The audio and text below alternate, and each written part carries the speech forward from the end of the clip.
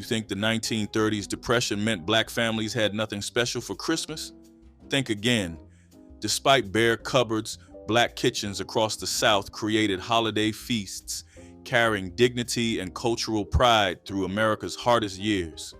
Let's dig into 30 cheap 1930s Christmas meals our black ancestors ate to survive. Chitlins held a sacred place at Christmas tables throughout black communities in the 1930s, representing survival and celebration during the Depression's darkest years. These pig intestines required hours of careful cleaning, scrubbing, and soaking in salt water and vinegar before cooking. Women would begin preparing them days before Christmas, the pungent smell filling homes and announcing the holiday to entire neighborhoods. The intestines were boiled slowly with onions, bay leaves, and hot peppers until tender, then fried crisp for Christmas dinner. The dish cost almost nothing since butchers gave away intestines or sold them for pennies. For black families who rarely afforded traditional holiday meats, chitlins transformed what others discarded into celebration. Children might not have understood the sacrifice, but elders knew every bite represented resourcefulness passed through generations. The aroma that once signaled poverty became the smell of Christmas, proof that dignity could rise from what the world threw away. A possum with sweet potatoes was Christmas dinner royalty in rural black communities during the 1930s, a dish that turned wild game into holiday luxury. Men and boys would hunt possums in the weeks before Christmas, trapping them alive and penning them up to feed on scraps until the meat sweetened. The animal was cleaned carefully, soaked overnight in salt water, then roasted slowly in a cast iron Dutch oven surrounded by sweet potatoes from the fall harvest. The fat rendered into the potatoes as everything cooked together, creating a rich and savory gravy that needed nothing else.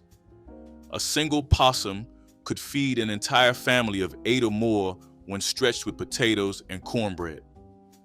The dish required no money, only skill, patience, and knowledge passed down from elders who remembered harder times.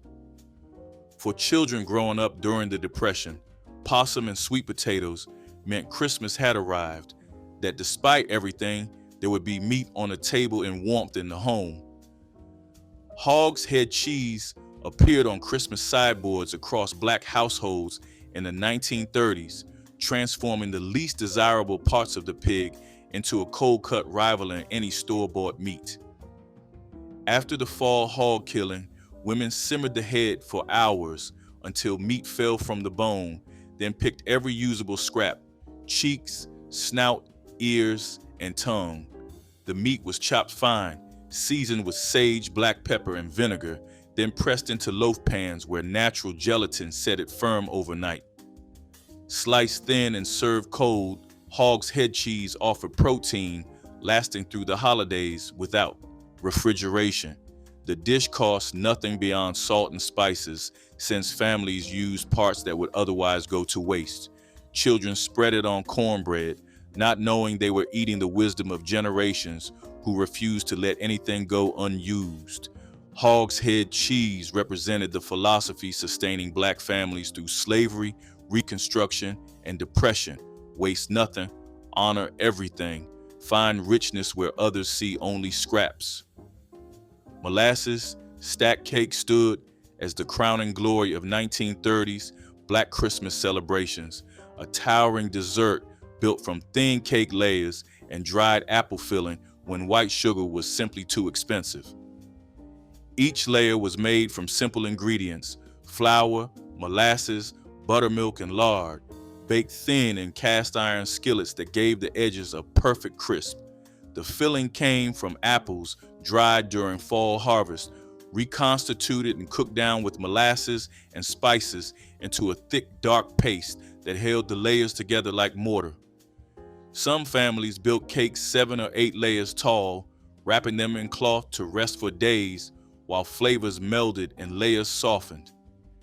The cake improved with time, making it perfect for the slow anticipation of Christmas morning. Children counted layers the way other children might count presents, each one representing care and effort.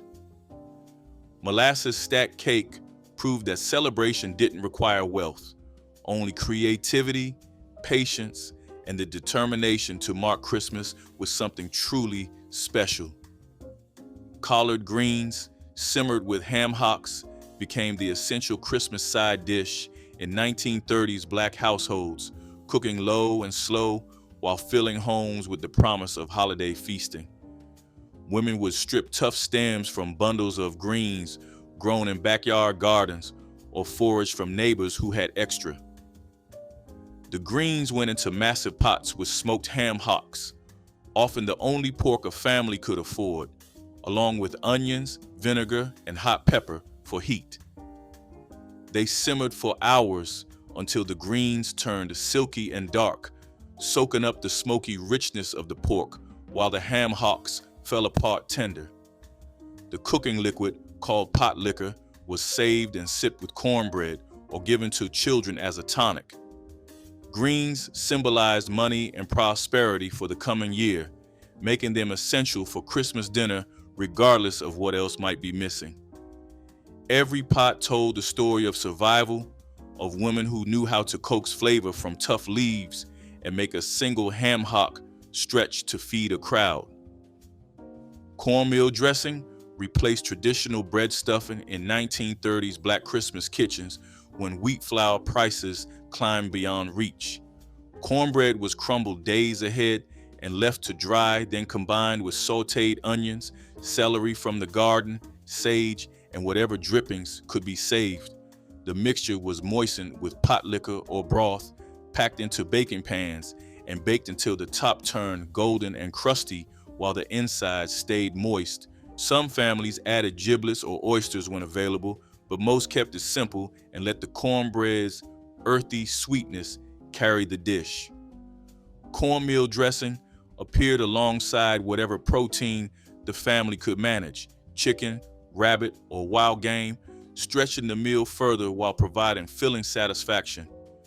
Children loved the crispy corner pieces best, fighting over them at the table. The dish represented practical wisdom, using cheap and available ingredients to create something festive. Cornmeal dressing proved Christmas flavor came from care and seasoning, not expensive ingredients. Sweet potato pone was the Depression-era dessert that graced Black Christmas tables when eggs, butter, and refined sugar were luxuries beyond reach. Grated raw sweet potatoes were mixed with molasses, a little flour, and whatever spices the pantry held, cinnamon, nutmeg, or ginger, then baked slowly until set into a dense, sticky confection. The natural sugars caramelized during baking, creating edges that turned almost candy-like, while the center stayed soft and pudding thick. The dish required no eggs and minimal fat, making it possible even for the poorest families to serve something sweet on Christmas morning. Children scraped the pan clean, savoring every bit of the molasses dark sweetness that lingered on the tongue. Sweet potato pone connected families to older traditions, to a time when African American cooks first learned to transform humble root vegetables into celebration. The dish carried forward wisdom that sweetness could be found without wealth, that Christmas dessert was possible for everyone. Fried rabbit appeared on 1930s Black Christmas tables as a protein that cost nothing but time, skill, and the knowledge of where to find them. Boys learned to set snares and check trap lines in the weeks before Christmas, bringing home rabbits that would become the centerpiece of holiday dinner. The rabbits were cleaned, soaked in salt water to draw out blood, then cut into pieces and soaked again in buttermilk to tenderize the lean meat. Dredged in seasoned flour and fried slowly in lard until golden brown and crackling crisp, fried rabbit rivaled chicken in flavor while costing not a single penny. The meat was firm but tender with a slightly sweet mild taste that children loved. Families who lived near woods or fields could count on rabbit when nothing else was certain, making it a reliable Christmas tradition during uncertain times. Fried rabbit represented self-sufficiency, the ability to feed your family through skill rather than money, and the dignity of providing something special through your own effort. Vinegar pie emerged as the Christmas dessert of necessity in 1930s Black households when lemons were imported, luxuries no family could justify. The filling was simple: sugar, flour, butter, eggs, and sharp white vinegar providing tartness without citrus. Mixed together and poured into a homemade crust, the pie baked into a smooth custard that trembled slightly when moved. The flavor surprised those expecting something harsh, delivering instead a balanced sweetness cut with gentle acidity that cleaned the palate after rich holiday meals. The pie cost pennies since every ingredient was a pantry staple, yet it tasted special enough for Christmas. Children often didn't know what gave the pie its distinctive tang, and mothers rarely told. Vinegar pie represented the ingenuity of Black cooks who refused to let poverty mean going without dessert, who understood that substitution and creativity could produce something genuinely delicious. The pie proved that Christmas sweetness came from love, not expensive ingredients. Neckbones and rice became the Christmas Eve supper that sustained Black families through the 1930s when pork chops and roasts remained far beyond the budget. Neckbones were the cheapest cut at any butcher, bony, tough, and overlooked by those who could afford better. But Black cooks knew these bones held treasure: rich marrow, tender meat tucked between vertebrae, and collagen that transformed cooking liquid into silky gravy. The bones were browned first, then simmered for hours with onions, garlic, and bay leaves until meat fell from the bone at the gentlest touch. Served over rice that soaked up every drop of the savory gravy, a pot of neckbones could feed a large family for almost nothing. Children learned to work around the bones, pulling meat with their fingers and savoring every tender morsel. The dish taught patience. Good things came to those who let the pot simmer, and proved that celebration didn't require prime cuts. Neckbones and rice was honest food that asked for nothing but time and care. Crackling bread brought Christmas morning joy to 1930s Black households by transforming pork skin scraps into golden cornbread studded with crispy treasures. After rendering lard from fatback, women saved the brown, crunchy bits of skin that remained in the pot. These cracklings were folded into cornmeal batter along with buttermilk and a touch of salt, then baked in cast iron until the bread developed a crackling crust of its own. Each bite delivered both the earthiness of corn and bursts of salty, porky crunch that made children fight for corner pieces. The bread cost nothing extra since cracklings were simply a byproduct of making lard, which every family did after fall hog killing. Served hot with molasses or alongside Christmas dinner greens, crackling bread elevated simple cornbread into something worth celebrating. The dish represented the wisdom of using every part of what you had, turning waste into wonder through knowledge passed down from mothers to daughters across generations.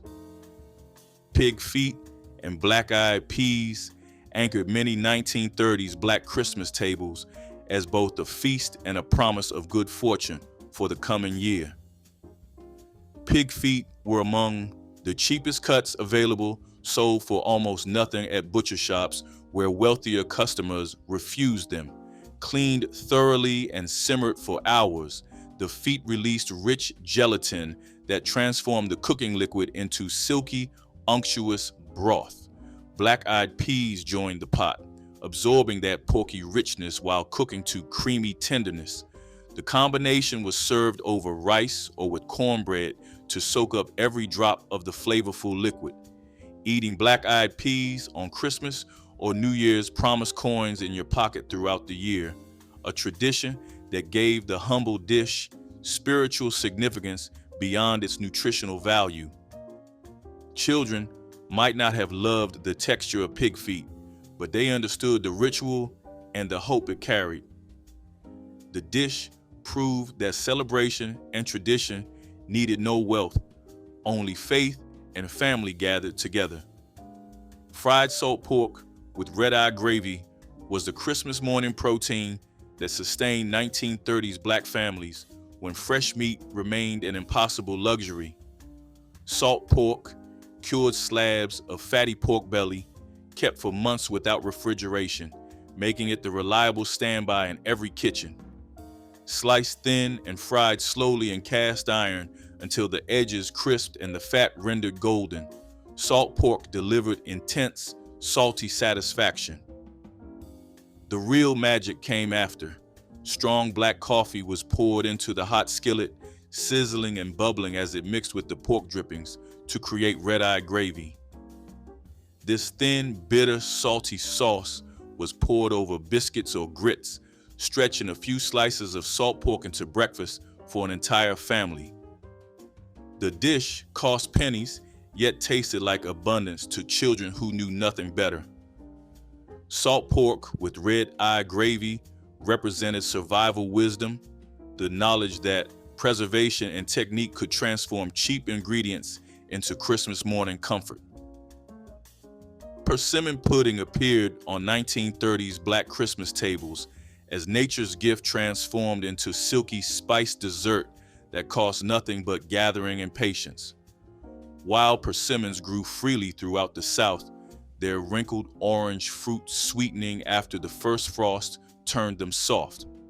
Women and children gathered them by the bucketful, mashing the pulp through colanders to remove seeds and skin. The sweet puree was mixed with flour, milk, eggs, and warm spices, cinnamon, nutmeg, allspice, then baked slowly until set into a pudding with texture between custard and cake. The flavor was unlike anything store-bought, deeply sweet with hints of honey and dates, earthy and wild. Children loved it because it tasted like candy, while adults appreciated that the main ingredient came free from the woods. Persimmon pudding connected families to the land and to traditions older than anyone could remember, proving that the best Christmas desserts sometimes grew on trees waiting to be found. Smothered chicken stretched a single bird into Christmas dinner for large 1930s black families through the alchemy of slow cooking and rich gravy. Yard birds, chickens raised in backyard coops, were too valuable for everyday eating, reserved instead for occasions like Christmas when sacrifice and celebration merged. The chicken was cut into pieces, seasoned with salt and pepper, then browned in a cast iron skillet before being covered with sliced onions and a lid. It cooked low and slow, the onions melting into sweet submission, while the chicken released juices that became gravy. The long cooking made even tough old hens tender and flavorful, stretching one chicken to feed 10 or more when served over rice with plenty of gravy. Every piece was claimed, from drumsticks to backs, with children learning that nothing on a chicken went to waste. Smothered chicken taught that patience and technique transformed scarcity into feast, that Christmas dinner depended on skill as much as ingredients. Molasses candy became the Christmas treat that black mothers pulled by hand when store-bought sweets were impossible dreams during the 1930s Depression. The process started with boiling molasses, sometimes with a little sugar if available, until it reached the hard, cracked stage. The hot syrup was poured onto grease plates to cool, then pulled and stretched by buttered hands until it lightened in color and developed a glossy sheen. Children begged to help, their small hands working the warm candy as it slowly transformed from dark and sticky to golden and smooth. The finished candy was twisted into ropes and cut into pieces that would be wrapped in wax paper and hidden until Christmas morning. Making molasses candy was an event. filling the house with sweet steam and anticipation. The candy itself was intensely flavored, chewy yet brittle, tasting of patience and love. It represented what Black families could create with almost nothing but time and care. Hoe cakes with cane syrup served as Christmas breakfast in countless 1930s Black households, a simple combination that delivered warmth and sweetness to holiday mornings. Hoe cakes were the ancestor of pancakes, made from cornmeal, water, and a pinch of salt, cooked on a hot griddle until golden and crisp at the edges while staying tender within. The name came from field workers who once cooked them on the flat of a hoe over open fires, and the tradition continued in kitchens where cast iron griddles served the same purpose. Cane syrup, thick, amber, and intensely sweet, was poured generously over the hotcakes, soaking into every crevice and pooling on the plate. The combination was filling and affordable, using ingredients that even the poorest families could manage. Children woke to the smell of cakes cooking and the promise of syrup sweetness, knowing Christmas had arrived. Hoe cakes with cane syrup carry generations of memory in every bite. Squirrel stew provided Christmas dinner protein for 1930s Black families living near woods where small game remained free for those skilled enough to hunt it.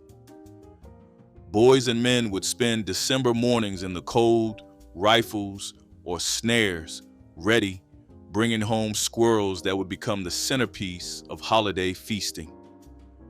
The squirrels were cleaned and jointed, then browned in bacon grease before being covered with water, onions, and root vegetables from the cellar. The stew simmered for hours until the meat fell tender from small bones and the broth turned rich with flavor. Served over rice or with cornbread for dipping, one pot of squirrel stew could feed an entire extended family. The dish required skill, hunting, cleaning, and cooking, but no money beyond the cost of ammunition. Squirrel stew represented independence and self-reliance, the ability to provide Christmas dinner through knowledge rather than wealth. The meat was sweet and mild, a gift from the forest that appeared on tables across the rural South. Sweet potato biscuits replaced wheat flour biscuits on 1930s Black Christmas tables when white flour prices climbed beyond what families could justify spending. Leftover baked sweet potatoes were mashed smooth and worked into biscuit dough, their natural sweetness and moisture creating something softer and more flavorful than plain flour biscuits could ever be. The orange-tinted dough was patted out, cut into rounds, and baked until the tops turned golden while the insides stayed tender and almost cake-like. These biscuits needed no butter or jam. They carried their own gentle sweetness that made them perfect alongside savory holiday meats and greens. Sweet potatoes grew abundantly in southern gardens, stored easily through winter, and stretched flour supplies while adding nutrition. Children loved the slightly sweet flavor without understanding the economy behind it. Sweet potato biscuits proved that substitution, born from necessity, could create something better than the original, transforming poverty into preference. Buttermilk pie stood as the simple Christmas dessert that 1930s Black families could always manage when other ingredients ran short. The filling required only what most kitchens already contained: buttermilk, eggs, sugar, flour, butter, and vanilla mixed together and poured into a homemade crust. As it baked, the filling set into a creamy custard with a slightly caramelized top that cracked beautifully when sliced. The flavor was tangy yet sweet, rich yet somehow light, satisfying without being heavy after a large Christmas dinner. The pie cost almost nothing since buttermilk was often a byproduct of making butter at home, and eggs came from backyard chickens. Even families with nearly empty pantries could produce this pie and feel they had something special for Christmas. Buttermilk pie represented the genius of Black Southern cooking, transforming everyday staples into dessert worth celebrating, proving that sweetness and satisfaction needed no expensive ingredients to achieve. Fried corn mush appeared on 1930s Black Christmas morning tables as yesterday's porridge transformed into crispy golden cakes. Leftover cornmeal mush was poured into loaf pans the night before and left to set firm in the cold. Come morning, the solid mush was sliced thick and fried in bacon drippings or lard until the outside turned crackling crisp while the inside stayed creamy and soft. Drizzled with cane syrup or molasses, these cakes delivered both comfort and sustenance to start Christmas Day.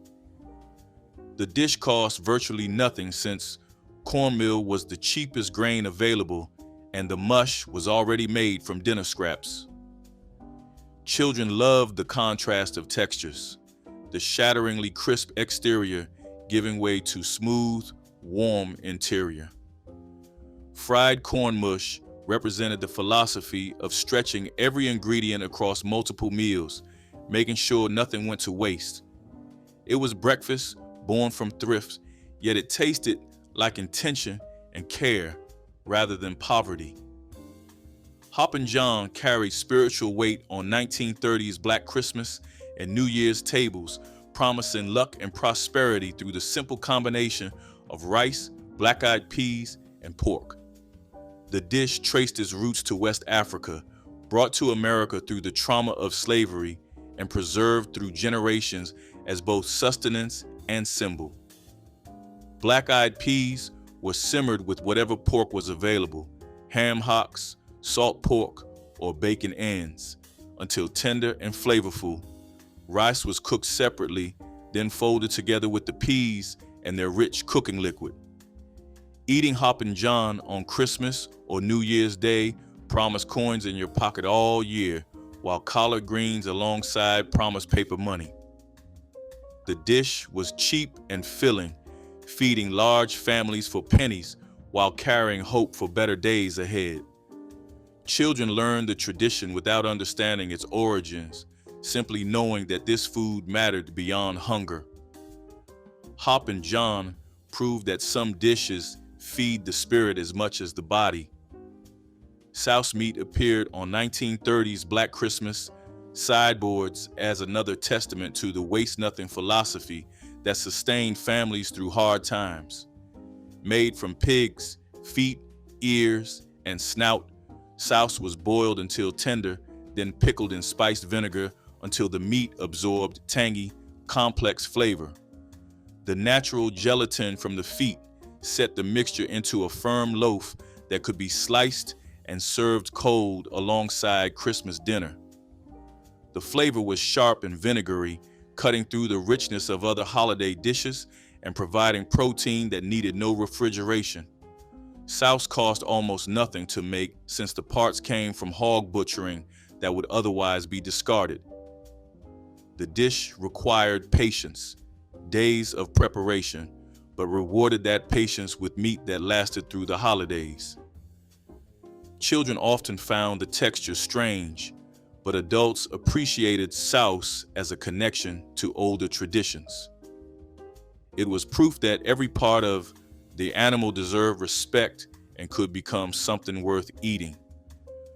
Cornbread and potlikker served as a simple Christmas supper that 1930s Black families turned to when the big meal was done and leftovers needed stretching.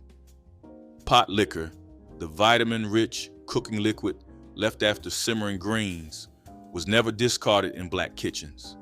Instead, it was served hot in bowls with crumbled cornbread soaking in its smoky, slightly bitter depths. The combination provided nourishment that cost nothing extra, using what remained from the main meal to create something satisfying.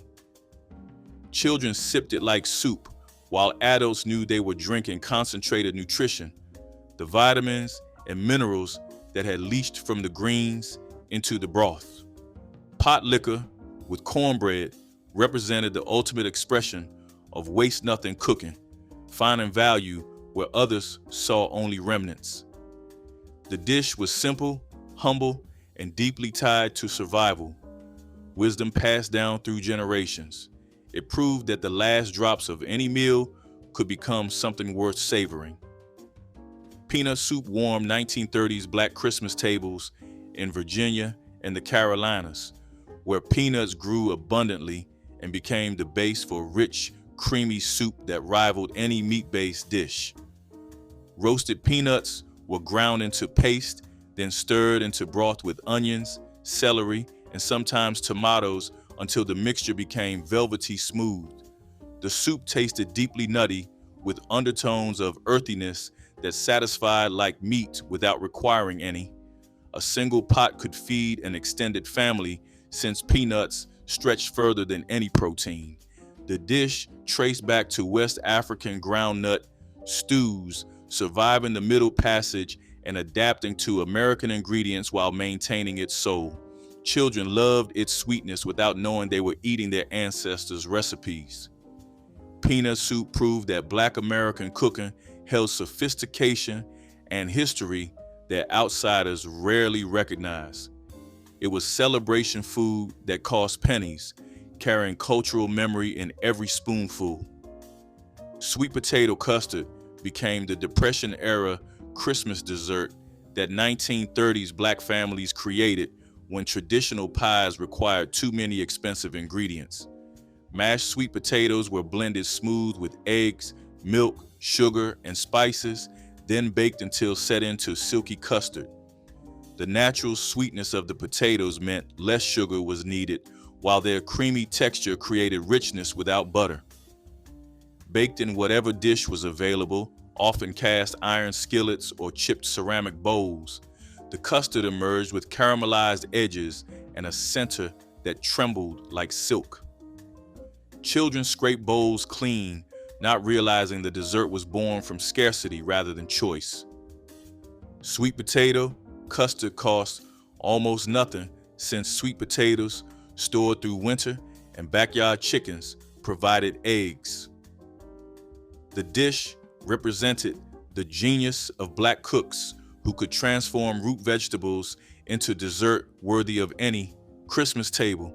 It proved that poverty couldn't steal sweetness from celebrations.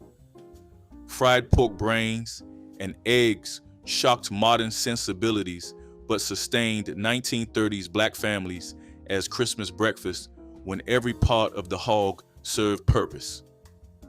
After fall butchering, brains were saved, cleaned, and kept in brine until needed. Scrambled with eggs, they became creamy, rich, and deeply satisfying. A protein-packed breakfast that cost almost nothing. The texture was soft and custard-like, the flavor mild and slightly sweet when fresh. Served with biscuits and gravy, fried brains stretched a few eggs into breakfast for an entire family. Children ate without questioning, trusting mothers who served what was available. The dish represented the complete commitment to waste-nothing cooking that defined survival during the Depression. Every organ, every scrap, every piece of the animal found purpose in Black kitchens where nothing could be spared. Fried brains and eggs may have disappeared from modern tables, but it fed families when nothing else could. Ribbon cane, syrup cake rose on 1930s Black Christmas tables as the towering centerpiece dessert made possible by homegrown sweetener when white sugar remained beyond reach. Ribbon cane, a variety of sugar cane grown throughout the South, was pressed and boiled into thick, dark syrup that replaced refined sugar in everything from candy to cake. The syrup lent cakes a deep, almost smoky sweetness with undertones of molasses and caramel. Baked in layers and stacked with more syrup between, the finished cake was dense, moist, and intensely flavored. The cake required time and care, but no purchased sugar, making it possible for even the poorest families. Children didn't know they were eating poverty cake. They only knew it tasted like Christmas. Ribbon cane syrup cake connected families to the land, to the labor of pressing cane, to traditions that stretch back generations. It proved that celebration sweetness could come from your own fields rather than store shelves. Chitterling pie transformed 1930s Black Christmas tables with a savory dish that made chitlins stretch even further across large, hungry families. Cleaned and cooked chitlins were chopped fine and mixed with onions, peppers, and seasonings, then baked inside pie crust until golden. The result was a ham pie that could be eaten without utensils, portable protein, wrapped in pastry that traveled well to church gatherings or visiting relatives. Each pie used only a small amount of chitlins, while the crust provided filling carbohydrates. The flavor was intense and unmistakably chitlin, loved by those who grew up eating it. Children carried these pies in their pockets, snacking between meals.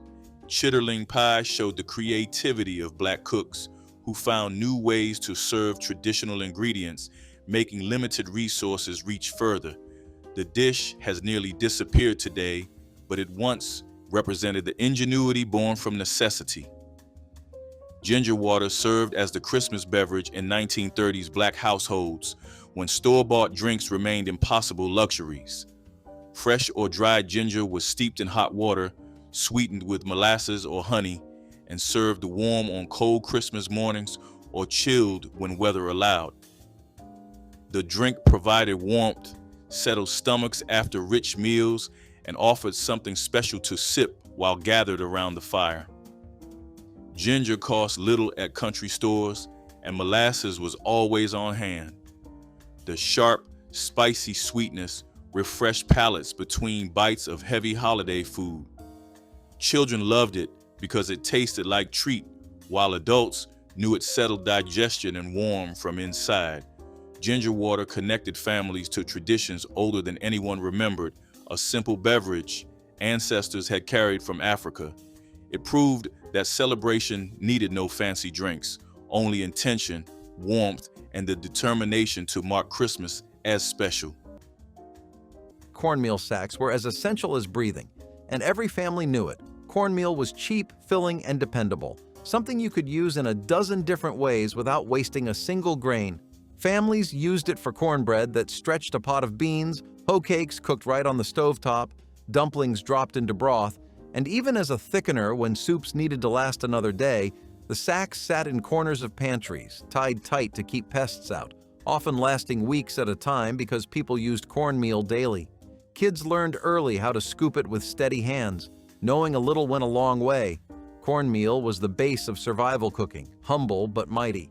It kept families full when nothing else was guaranteed, proving that simple food could be powerful when stretched with skill and love. Ash cake bread was born out of fire and hunger, a recipe that came alive in the heart of hard times. Cornmeal, salt, and water were all it needed. The dough was pressed together by hand and buried right into the hot ashes of a wood fireplace. It baked slowly, the outside hardening into a smoky crust, while the inside stayed soft, golden, and warm. When it came out, people brushed away the ashes, broke it open, and drizzled it with syrup or molasses. It had a taste that was both sweet and earthy, like the memory of home on a Sunday morning. Ash cake bread was a working person's meal, something you could make after a long day without needing an oven or a fancy pan. It was food that did not waste or wait, made for those who had nothing extra but still found comfort in what little they had. The smell of it filled small cabins and quiet kitchens, the sound of the crackling fire mixing with laughter or prayer. Every crumb reminded people that strength could grow even from ashes. Dried pinto beans were one of the first things families stocked up on because they lasted forever, filled bellies fast, and cost next to nothing during a time when every penny mattered. These beans sat quietly in cloth sacks or glass jars on pantry shelves, waiting to turn into something warm and sustaining after long days of trying to get by. Pinto beans did not need much, just water, a little heat, and maybe a scrap of fatback if the kitchen was lucky that week. They simmered slow, softening into a thick pot of comfort that could stretch across several meals, sometimes feeding large families for days. Kids grew up recognizing the familiar smell drifting from the stove, a sign that dinner was going to be simple but steady, the kind of food that kept people moving through hard winters and harder workdays. Pinto beans were survival food, but they were also memory food, tying families together with the quiet understanding that something small and humble could carry you through. They were a backbone ingredient in countless homes because they worked every time, no matter how thin the pantry looked. Dried pinto beans did not just feed families, they steadied them. Okra fritters with corn silk were the kind of kitchen magic that only came from necessity and imagination. In the long summer months, when the fields were full and money was not, people used every part of what they harvested. The corn silk that clung to the ears was not thrown away, but saved and shredded, added into batter alongside chopped okra, flour, and a splash of milk or water. When dropped into hot oil, the fritters puffed and crackled, their edges turning golden and crisp. The smell was something you could follow from down the road. Warm, nutty, and sweet with that faint scent of corn. Each bite was crunchy on the outside and tender in the middle, with little strings of corn silk that gave it texture and charm. They were served with syrup or vinegar, depending on what the family had, eaten right out of the pan when patience ran out. Okra fritters with corn silk were food born from care and cleverness, proof that waste had no place in a humble kitchen. Every family had its own version, passed quietly between generations, carrying the taste of late afternoons, hard work, and simple joy. They were poverty's poetry, fried into something worth remembering. Pan-fried corn was sunshine in a skillet, sweet, buttery, and golden. Fresh ears were scraped by hand, milk and all, then tossed into hot bacon grease until the kernels popped and sizzled. A sprinkle of salt, a dash of sugar, maybe a touch of pepper. It didn't need much else. The smell filled the kitchen, calling everyone to gather round. Each spoonful had that mix of sweet and savory that only Southern cooks could master. It was summer food, made from corn grown nearby, cooked while the day was still hot and bright. You could eat it by itself or scoop it beside greens and meat, but it always stole the show. The sound of it frying was like music, a melody of comfort and familiarity. It was the kind of dish that turned ordinary days into something to remember. Pan-fried corn was quick to make but impossible to forget, the kind of dish that reminded people that joy could fit inside a cast-iron skillet. Wild onion and garlic mix was both food and medicine, gathered by those who knew the land as well as any healer. In damp meadows and riverbanks, the green shoots sprouted freely, filling baskets with flavor when rations tasted dull or stale. Boiled into soups or pounded into paste, the bulbs masked bitterness and helped fight colds or fever. Their strong scent filled the air, signaling nourishment in a place where it was often scarce. The people who gathered them worked quietly at dawn, plucking the roots from the earth, grateful for the sharp fragrance that promised vitality. When boiled with beans or greens, these humble plants gave meals depth and warmth, reminding people of home, of something green and alive. Mixing wild onion and garlic with beans or greens brought a comfort that was small but deeply human, the warmth of a familiar taste. These foraged bulbs were proof that knowledge was power, and survival often depended on remembering the wisdom that nature whispered to those willing to listen. In every bowl, seasoned this way, lived both healing and defiance, the flavor of life persisting despite deprivation, a small spark of dignity and strength hidden in every spoonful. Ash cake bread was born out of fire and hunger, a recipe that came alive in the heart of hard times. Cornmeal, salt, and water were all it needed. The dough was pressed together by hand and buried right into the hot ashes of a wood fireplace. It baked slowly, the outside hardening into a smoky crust, while the inside stayed soft, golden, and warm. When it came out, people brushed away the ashes, broke it open, and drizzled it with syrup or molasses. It had a taste that was both sweet and earthy, like the memory of home on a Sunday morning. Ash cake bread was a working person's meal, something you could make after a long day without needing an oven or a fancy pan. It was food that did not waste or wait, made for those who had nothing extra but still found comfort in what little they had. The smell of it filled small cabins and quiet kitchens, the sound of the crackling fire mixing with laughter or prayer.